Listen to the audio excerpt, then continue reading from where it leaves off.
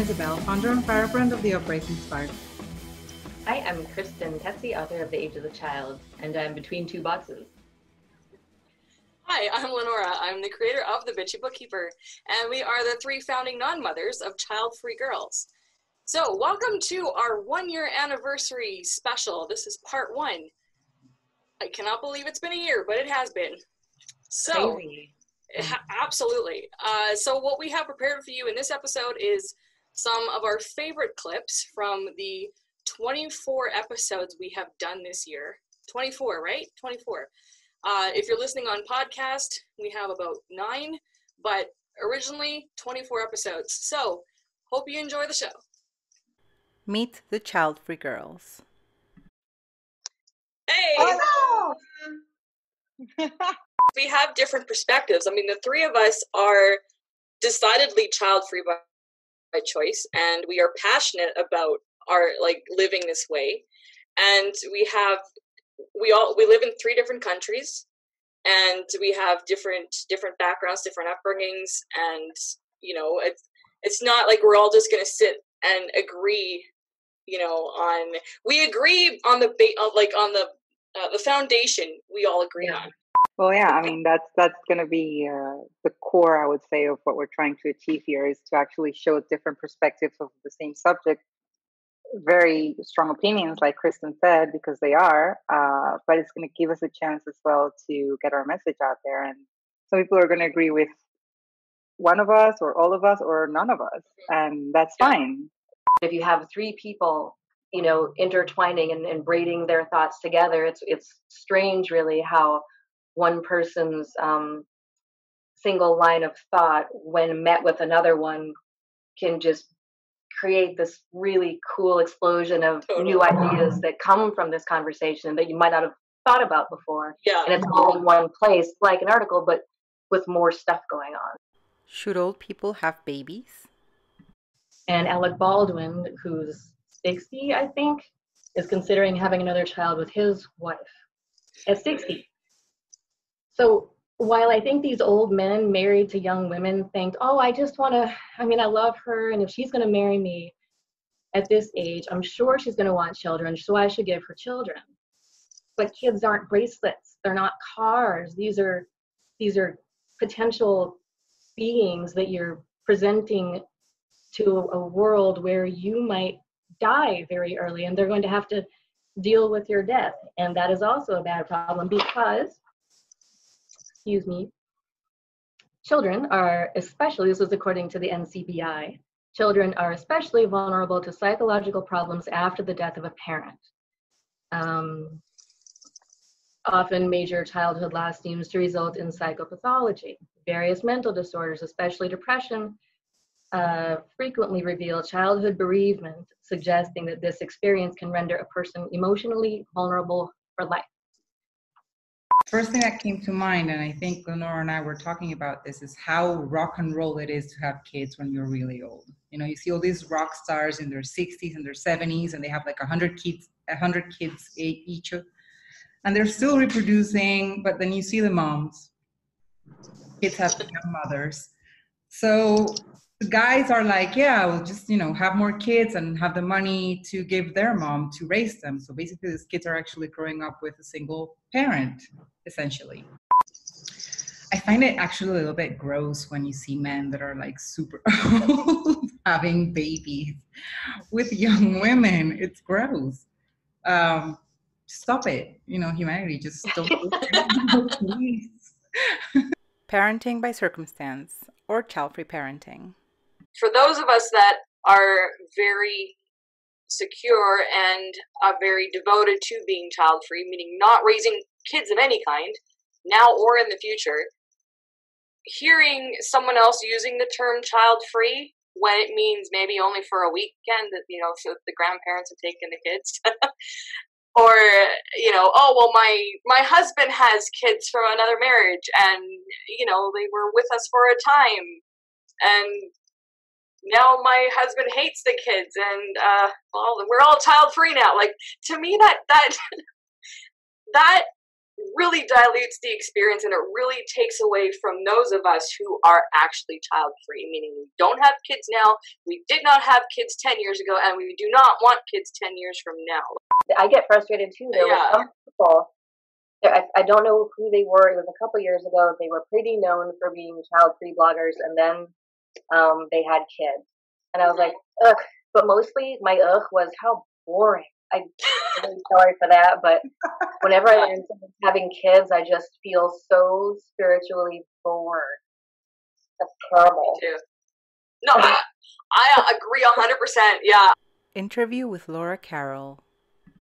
I think I went back as far as the Augustus times, Roman times, when really to have societies gain and keep their power, they needed to have more people. They needed to increase their population. And in those times, and even further out, even after that, that having children back in those times was not a safe thing. Women could die, and it's nothing like it was today. So because there were dangers around it, and people knew that, there had to be some romanticized myths or messaging to be created such that it would make getting pregnant and having children more appealing. And I think we still, these myths that were created or messaging to inspire people to procreate still live with us today, even though now we're how many billion people on the planet? So the population gain argument is long over. So a lot of what I begin talking about that in the book, but as the discussion furthers, it's to get more specific about why did we get so stuck on this particular assumption? Why do so many people believe some of these things still today? Thousands of years later, it's governments, it's church, it's some powerful influences, but it does go way, way back to when more people were needed to grow and gain power in, say, society, whether it be the political, cultural, or religious communities. But I think one of the pronatalist assumptions, I think it's one I talked to fairly early on in the baby matrix, is what I call the normality assumption. And in there is all the discussion that I think in the end people do see it as a choice more, but they still kind of deep inside ask themselves, is there something wrong with me that I don't want this? Am I sure there's nothing wrong? Am I really like a woman? Am I really like an immature adult? Whatever that means. I think because that's a core sense of your being, how you see yourself, your confidence, your esteem. To get past that, there is absolutely nothing wrong with you. In fact, maternal stuff is just this other thing that's been put on us. And yes, we do have biological processes that create desires in us, but all the research says it happens after the baby's born, not before. Pronatalist privilege. So the other day, just to put another example, the other day I was at the hairdresser. So I had an appointment. I was going to get waxed because I love that. And I was sitting in the waiting room right in front of the front desk. And I was waiting for my turn, and I see this heavily pregnant woman just come like walking, and she's paying because she had just, gotten her nail done or whatever. And I was looking at my phone. And then at some point, she dropped her receipt on the floor. And that made me look up. And like she dropped it, and she just looked at me like, "Are you going to pick it up?" That for me, parenthood is a scam. It's like a pyramid scheme. You got the people at the top, the government, whatever, and all these little peons at the bottom having children, all this stuff, because they're funding everything that runs this world, like work. Because you have a kid, well, you have to go to work, you have to support, you got to do this, well, you need to buy a minivan, you got to, everyone's working their butts off to support the next generation who's going to grow up to work their butts off to support the younger generation. It's this continuous cycle. It's a pyramid scheme, essentially. And I've seen the people use the term cult, which I also agree with, how parenthood is a cult. Because everyone wants you to come into it. They'll give you incentives to join, we'll give you money, the government will give you money. all the benefits of being a parent, like the best love you'll ever know, all that sort of thing. And then once you're in it, you can't get out of it. Part of getting people to reproduce is making them feel like they're doing a very important job. So they get this message that parenthood is self-sacrificing and therefore noble. It's the most important job in the world. It's, it's all these grand things, somehow also simultaneously something everybody can somehow do. I don't know if I would trust everybody with the most important job in the world. Like, you are not cutting me open to remove anything in my body if you're not qualified. But whatever. Yeah, so they get all this messaging, and then all the commercials that show mommy as the only one who knows how to pick juice, the only one who knows how to clean, the only one who never stinks up the bathroom, the only one who can make pizza roll-ups. Like, her teenage son doesn't know how to make pizza, the whatever's in the microwave. She has to do it for him and his friends when they come home all stinky.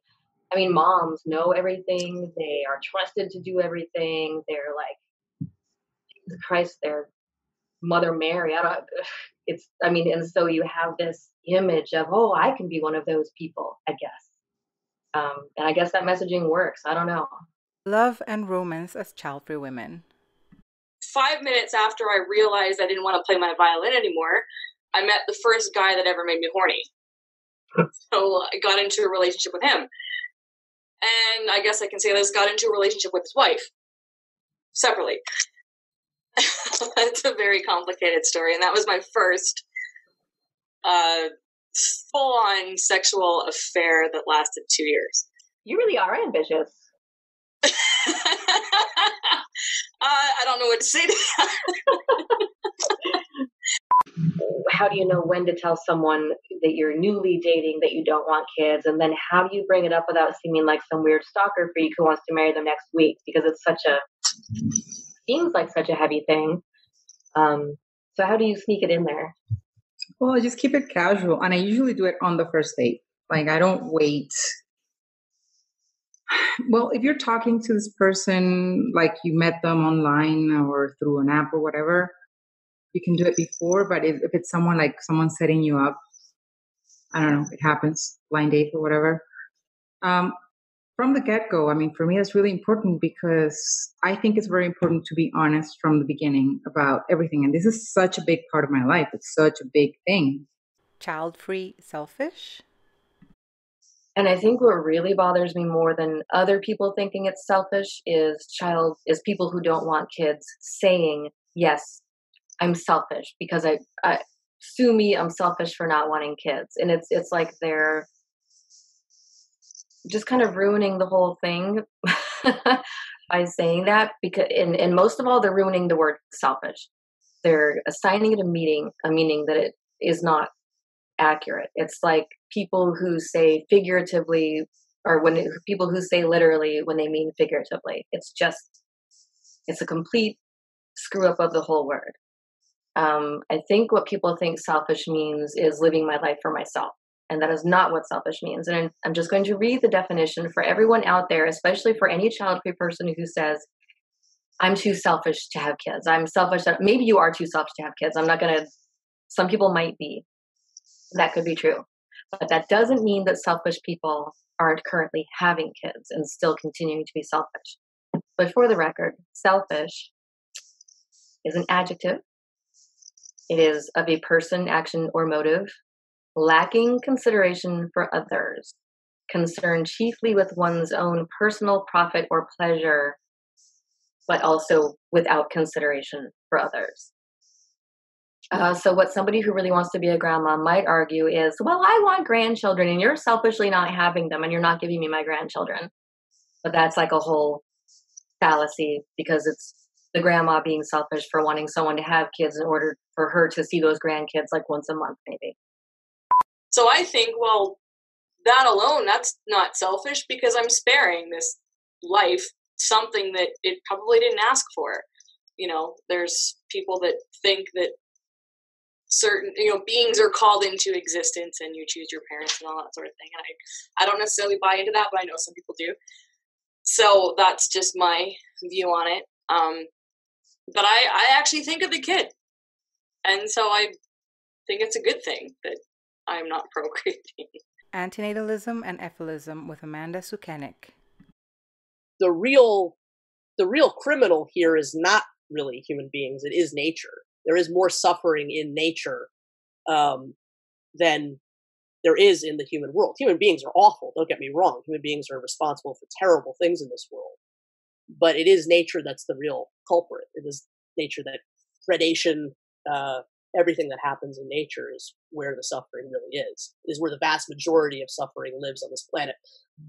Well, I'm just, wondering one thing, because I mean, you talk about suffering and like, I understand where your idea is coming from, but I can't stop thinking about human interaction, and I'm like positive human interaction. So isn't there any value on that? Sure. We're doing it right now. I mean, I can't make people understand this, or at least have this conversation, without the value of how great it is that we have this ability to have language and have conversation. So, like I said in the very beginning, life is all kinds of things. It's all kinds of experiences. I am a toy collector. I am an artist. I love a lot of just stupid stuff.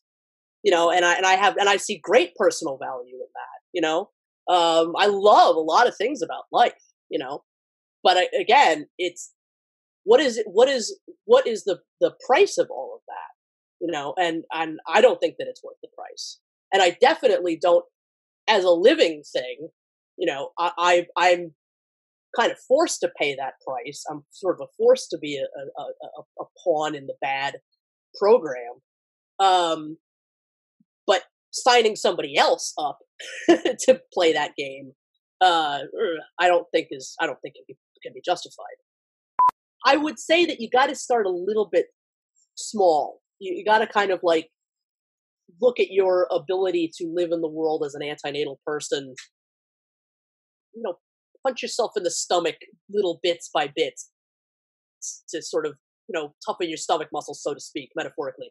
I'm not afraid. I mean, that's just the bottom line, is I don't really care if people don't like me because of it. And I think that a lot of people do worry about that. They worry about what it's going to mean as far as their relationship with their families. That's a big one. What it's going to mean for their friendships, what it's going to mean about all kinds of things, all the ways that they interact with the world. A very scary Halloween special. When I grew up, my mom said, Conchita. I said, yes, mama. She said, Conchita, you have to use your conchita. Do you know what that means in Spanish? Vagina? Yes. She said, you have to use your conchita to have children. And I was like, Mama, I don't want children. And she was like, okay, use it to find a rich husband, and then use it to have children. Hey Siri, how do you take care of a baby?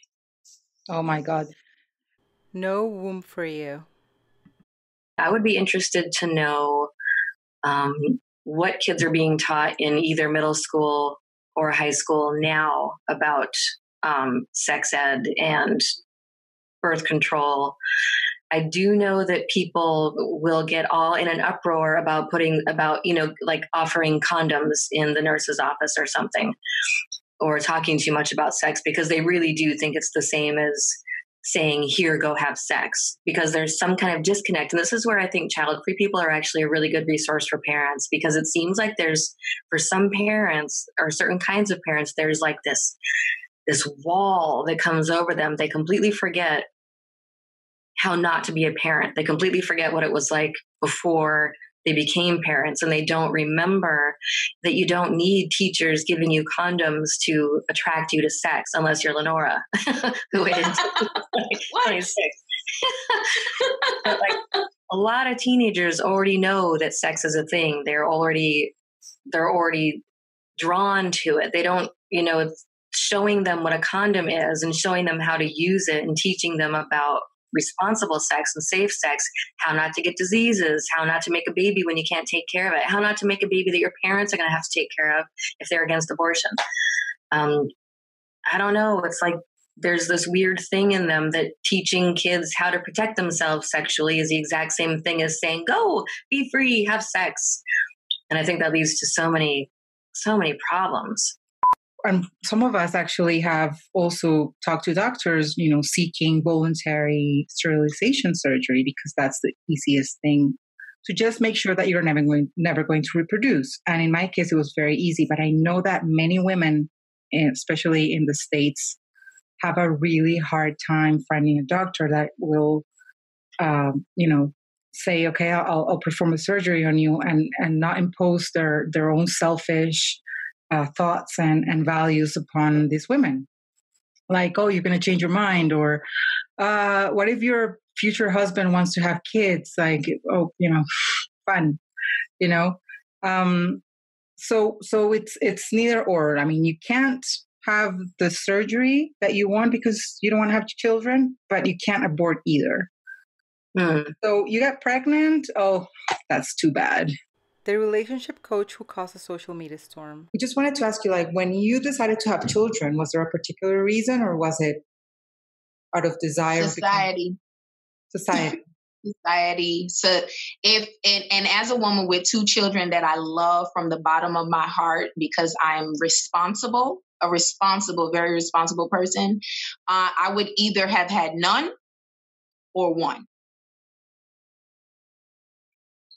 Period. So was it societal pressure? Did you have the second in order to give the first one a sibling, or is it because so many people even have a problem with one child? When are you going to have a sibling? What's your poor kid going to do without a sibling? So so marriage and children were societal, right? So I bought a house when I was 19. I was in corporate America from high school. I had money, I had a car, I had everything going for me. And then I still had this void inside of me. And I was like, oh, there was like this ladder, like checklist thing. Oh, the marriage, the baby carriage. Yes, that's what it is. So if I do these things, check, ding, here comes the confetti. The void goes away. Bam. Did it fill the void? No. No, the void got filled when I sat there and said, what caused the void? That's how I got rid of the void. And start working on my crap that was handed down to me, all these years. So, interview with Dan Alexander. So I'm certain it must have come up because I was fairly open about it and very, proud of it. I was in my early 20s at the time and very, I don't want to say militant, but that's the closest I can describe to it. You're like, oh, I'm not having kids, by the way. Kind of putting the guard up right away almost. But we were always on the same page about that. And the day we met that June 1st and had been June 1st, 2002. We've been together ever since. And that it just was always there. We'd always had the discussion. So it was never an issue. It was never going to be a maybe or what if. Did you find that, dating before that was difficult? Because most women think they want to have children. So, you're being so straightforward with that. Sure. Yeah, it was a bit challenging in a sense, but I never felt uncomfortable about approaching it, about approaching the subject. It always would come up. Yeah, I would always maybe find a way to bring it up. Prior to meeting my spouse, I had just come out of a long-term relationship that was just over a year prior to that. And then I met my spouse a few months later. This is her office too. So, but in between, it was not really, I was very upfront about it. And because to me, it was a deal breaker for as long as I've been, been old enough to recognize it. I knew it was always going to be a deal breaker. Interview with Therese Schechter. I read one of the interviews you did, and you talked about, I think it was in Salon, and you said that, in gathering, all these people who come together, who have started coming out online to talk about being child-free, one of these groups is child-free men's rights activists. Yeah. And that to me is just so oxymoronic unless I have no idea what they are. Like, I can't imagine men's rights activists who probably believe a woman's place is somewhere. I guess in that case, we would just be the blow-up dolls that don't procreate and that they can utilize. I don't get it. I think that they're kind of an overlap with this group called Men Going Their Own Way, who are men who have allegedly like relinquished the female gender. Like they're done. They don't need women. They're leaving. Except that they like are relentlessly writing and making videos about women. Like, are they going to an island far away? Maybe it could be I know we could take up a collection. And there's an overlap with child-free men who are. I mean, I'm sure there are other. Look, there are lots of very cool, awesome child-free men, but this specific like men's rights activist child-free group, I think, was an overlap with them. Like, we don't want anything to do with women and children and all of that stuff. I have been called by child-free people a breeder pleaser. Breeder pleaser. Me too. Yay! I love down. I have not had that yet. I've never even heard of that. Okay. You need to do is not insult a parent. Yeah. Well, maybe it's because I'm the bitchy bookkeeper, so I'm not like a breeder.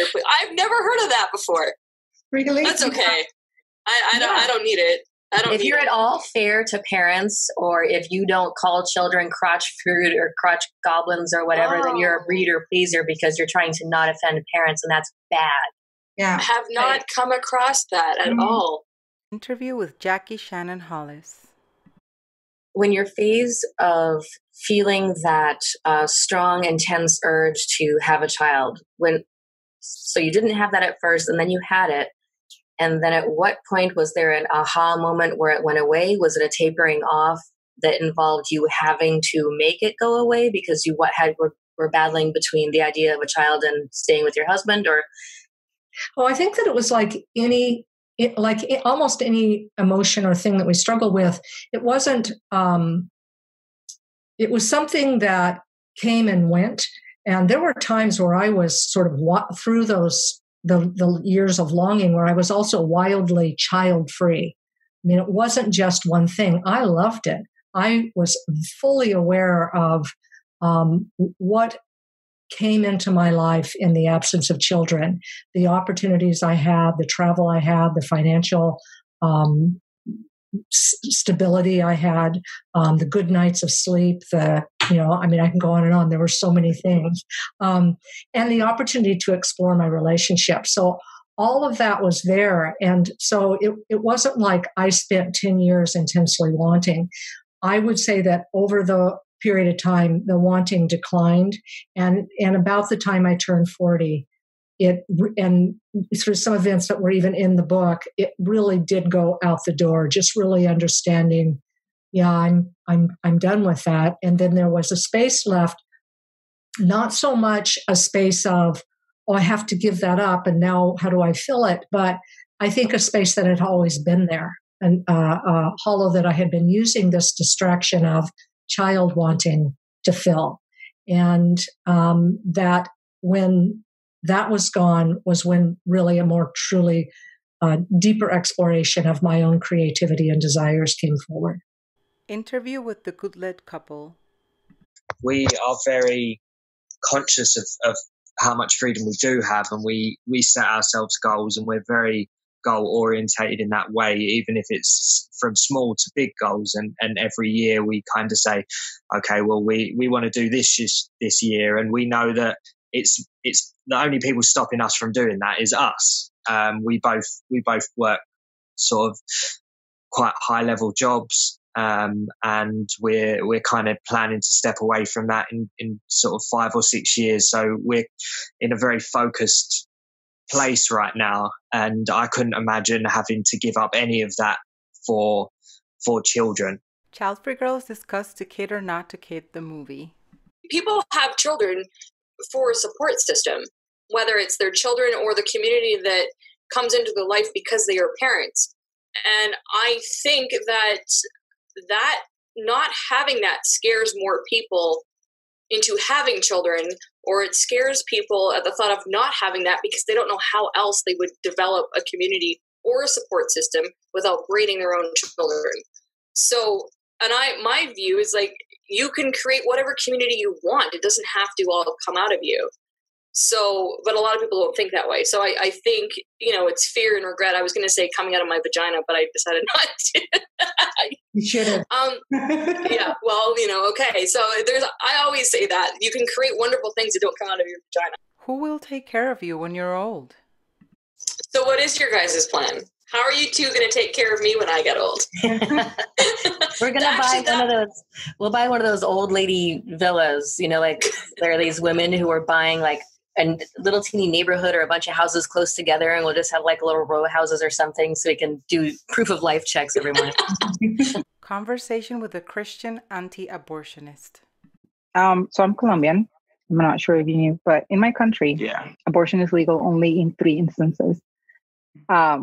When there's been rape, when there is imminent danger to the mother, or when the child is coming with some serious malformations. Would you agree that those 3 instances are okay to get an abortion? No, not even rape? No. Oh, especially not rape. Especially not rape. One. Why? Yeah. One, especially not rape. You cannot get an abortion due to rape. A child-free variety show.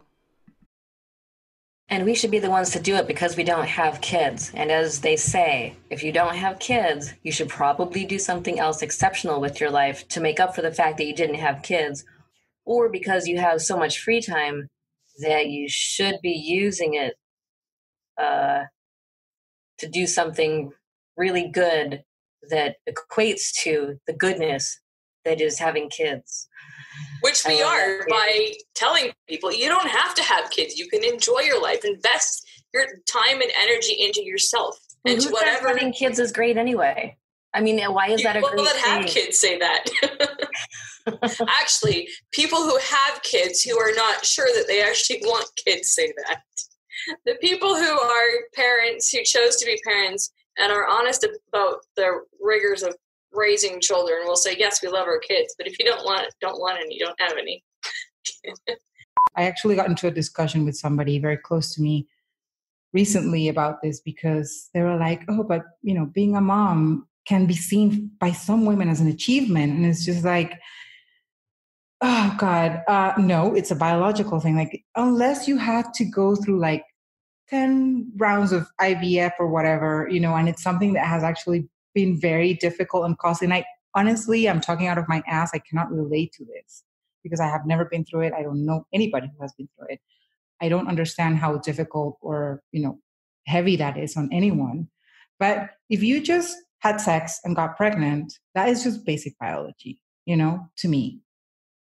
An achievement in that sense would be, raising your kid with good values, for example, being a good parent, because some parents out there are not good parents or shitty parents. We all know about that as well. So I think it's just prenatalism romanticizing, that, oh yes, having kids in itself is a great achievement. And like, if you had kids, then, be happy that you made something good with your life. Tocophobia and maturing into being child-free. People avoiding sex and relationships out of fear of becoming pregnant. Now, this is something that I can kind of relate to personally, not because I'm tocophobic, like I wouldn't say that I am, but I purposely only choose people that cannot get me pregnant if I'm going to have a sexual relationship. That has always been a big thing for me. And I will totally cop to avoiding a lot of relationships because I don't want to. Like, what are your thoughts on that? That makes total sense to me. Oh, sorry, go ahead. No, I was going to say it's interesting. I mean, I understand that because I used to, like, I actually put off sex for a very long time because of that. All my friends were like having sex by the time they were 16, and I only, I lost my virginity, which is also completely, made up concept by society. But the first time I had sex with penetration, with possibility of pregnancy, I was 23. Oh, you were almost as old as I was. Man, I didn't know that. Okay, cool. I avoided that for 7 years because I was like, I'm not fucking gonna get pregnant. I'm like, there's no fucking way. And of course, when you're a teenager, you can have sex, with whomever or whenever. Everyone's doing it. I didn't want to. Pets and kids. What's the difference?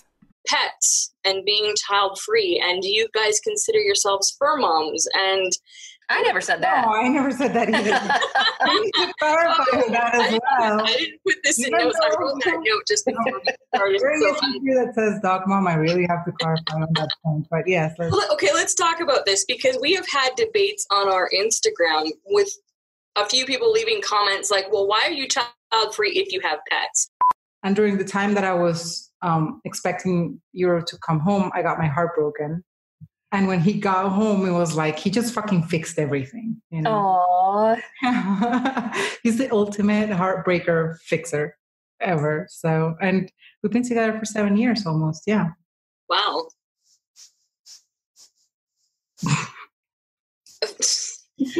Nora is seldom speechless. Like, well, it's not like, that believe me, it's not that I'm speechless. I am trying to be supportive of you two having pets because I grew up with dogs. I always had dogs.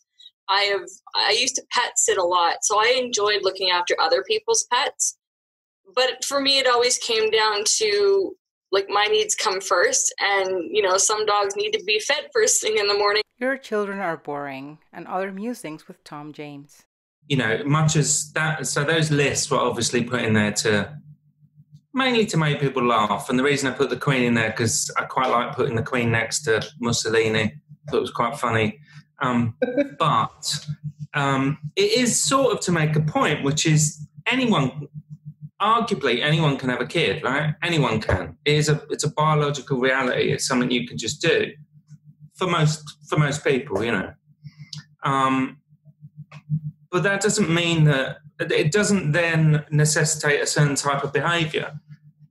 Just like any of us child-free people could go off and lead a horrible existence and be really foul towards people and cause upset wherever we go. But so could someone with kids. We might have a little more time to spend doing it. But that doesn't really make any difference. Everything starts to look the same in these various parented houses. They've all got the terrible drawings on the walls that the kids have done, where they all look the bloody same as well. They all look like a blue spider with a handbag, and that's mummy. Is it? Is it? Nice, that was right? one of the reasons. I mean, in addition to not wanting children just because I didn't want children, as I got older and saw people having children and what that meant, that whole mommy bonding and play dates and minivans, like everything having to do with having to be a part of that clique was just the least appealing thing. And it just kind of reinforced how happy I was to have not made that choice, because it's not, I mean, I'm pretty good at being antisocial. I don't need to hang out with people. I can get out of it. I've gotten really good at it. But there are times when you can just feel kind of forced into it or drawn beyond your control into it. And I'm just glad I wasn't. Well, yeah, but like a lot of religions or cults, they get you when you're at your most vulnerable. You're in stirrups. What are you going to do? You're like, yeah, right? Oh, God, okay, we'll be friends. Thoughts about Mother's Day. Does anyone else have a feeling like if you post anything other than something to do with Mother's Day on social media, you feel like you're gonna get burned at the stake or something? Because I kind of felt like that for a while, because I wasn't wishing other people happy Mother's Day. I wasn't talking about my dead mother on Facebook, which I'm sure I could have garnered a lot of sympathy from that, but I wasn't interested. So it kind of became awkward, and then I just avoided social media on that day. Interview with Maxine Trump. And there's also people who think that there aren't a lot of us out there, and we actually are a lot. It's just that people are not too vocal about it. And I think we need to be more out there, Totally. I mean, I could not agree with you more. The more that we aren't kind of hiding behind, as I was, like I just wasn't bringing it up, so then I knew no one would ask me. And now I'm so loud and proud about it. I'm definitely not going into parties and going, "Hi, I'm Maxine, I'm child free." Like, I want to make friends. I do that. It's totally okay. That's the second thing that comes out of my mouth. Like, "Hi, I'm Lenora. I'm child free." Because I have business, I have blogs to promote. I have, that's why it's now a business. So I want people to come after me with it. For me, it's been just being completely unapologetic about it. It's really literally learning how to give 0 fucks about what other people think about me. There's no other way to do it. Absolutely no other way. Yeah. And when you give 0 fucks, the friends then that are around you are then your true community. Younger people, this one is for you. So the Childfree Doodles is this big account. They post Childfree Doodles. And one of them was like happy non-Mother's Day or something. It was around Mother's Day. And somebody reposted that on their personal feed. And what happened is somebody, one of her friends or acquaintances, I don't know, who happened to just have given birth, sent her a DM saying, "Oh, give it a rest, you cunt." Wow. So she took a screenshot of that and posted it in the group, and she was like, "What am I doing wrong? Like, why am I getting attacked just because I'm..." What if someone said, "Give it a rest, you cunt," to pictures of their children? Holy shit. So, or maybe give your cunt a rest.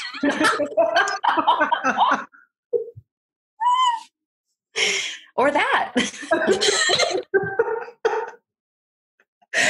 But in any case, I thought that was very aggressive. Of course it's aggressive. And it was like, well, this woman, she had a baby maybe 2 or 3 days ago. And is she already this fucking miserable about being a mom that she has to tell me to give it a rest? Behind the scenes, home edition. And we are the 3 founding non-mothers of Childfree Girls.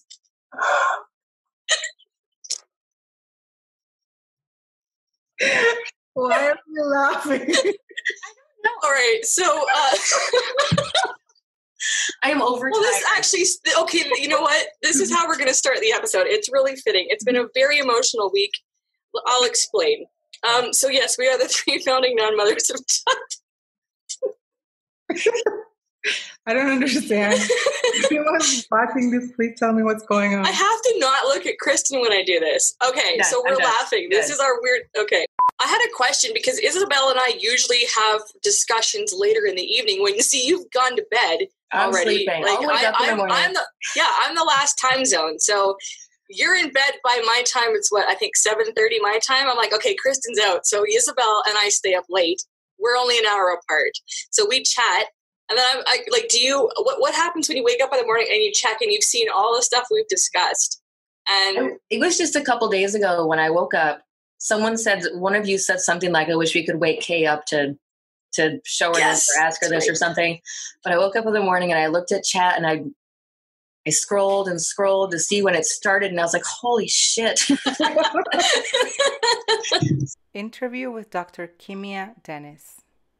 With that in mind, when you look at those parts of cities that have food apartheid, high homicide rates, poverty, these are oftentimes parts of the city that also have fewer reproductive choice resources. Even if they're located blocks away from one of those fancy medical centers that have bought up parts of cities, right? Even if the people in these neighborhoods might work at that fancy medical center, do these people in the neighborhood really have access to resources needed to make reproductive choices? So it's not saying that lack of access to reproductive choices causes people to do crimes. Instead, it's just like every other factor, like poverty. It's a factor that can contribute to how people perceive the reality and perceive what they should do with their lives. And I really think that a few years down the road, if criminologists and criminal justice experts have access to data after COVID, after George Floyd, looking at job losses and all that stuff, they're going to find some shifts, not only in unemployment, but they might find some shifts in certain forms of violence and crime as well. Unemployment's always happened in Black communities. So what does it mean now when Blacks who have had to rely on unemployment checks are now competing with middle-class whites who now are applying for unemployment checks because of COVID? Like, how does that shape everything? How does that shape hospitals who are busy with COVID people and they might not have the ability to now provide birth control and other resources? Like, how does that influence the prescription drug market as well? All of this connects, yeah. So at least 2 of the African diaspora women in my research did address the tensions with their own mother. And so the research did take a very mental health scope because it addressed feelings, negative emotions, and some of the women having potentially diagnosed mental health conditions that shaped how they did not want to pass that down to another generation. So there are 2 different parts of that. One, mistreatment from their own mothers, and another, what it means to not want to pass mental illness to a future generation. Child-free through the decades. My dad's still living. My dad's 84, and I will tease him and say, I got the ultimate revenge, because he used to always say, someday, kid, when you have your own. And I didn't.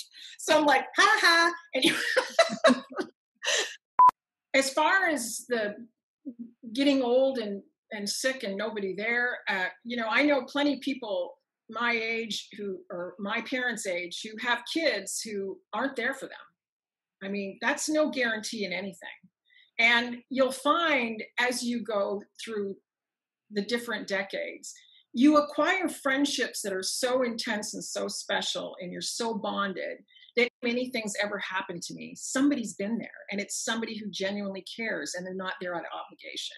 So you don't have to worry about any of that piece of it. That's not, shouldn't play into it at all. As far as look toward the future, with each decade, and I love Lenora said, when you get to your 30s, you're pretty much golden. Well, you just get more polished with each decade. You get closer and closer and closer. And I know Lizette will probably speak to this as well, but you get closer and closer and closer to being your authentic self. And to me, that's the ultimate goal.